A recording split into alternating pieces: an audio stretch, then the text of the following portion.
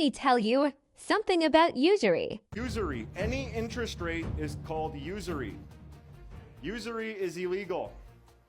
So in Christian nations, lending money for an interest rate was illegal. So because it was illegal for the Christians, who did the lending? The Jews. So there was Christians who could lend for 0% or didn't lend at all. And then these people called the Jews would come over and start lending money. They would start charging money. And in a couple generations, guess what would happen to the economy? The Jews owned everything. And then guess what the king did? Rounded them up and threw them out of the country.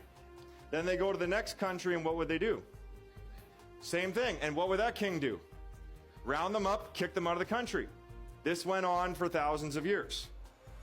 This is why the Jews in history have had no country, because the king would have, they would say no usury, no money lending, and they would start the money lending, they would start the central bank to compete with the king would kick them out.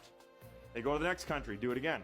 So this has happened over and over and over again, because this quote right here from Napoleon, he would show the compound interest tables, and he said in a very short amount of time, compound interest would eat up every piece of property in France.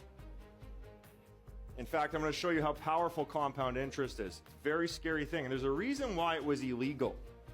Illegal in the Christian nations and the Christian philosophy, because it would literally enslave people. Guys, the interest on credit cards enslave people today. Does student loans enslave people today? We no longer have forced slavery. We have debt slavery now. It is no longer forced slavery. There's not a massa with a whip whipping you anymore to pick cotton or something like that, or build wallets or whatever you're doing, build boats, all sorts of slavery. We now have debt slavery, where somebody prints money and you now have to pay the money back plus interest. Okay, so Pareto's principle. In Italy, an economist named Pareto noticed that 80% of the land was owned by 20% of the families. The start of modern banking was in Italy. You had the Jewish population there, and they would exchange gold for notes. And in Italy, you had the Pareto principle, where 80% of the land was owned by 20% of the people. Who's heard of the 80-20 rule before? That's from Italy.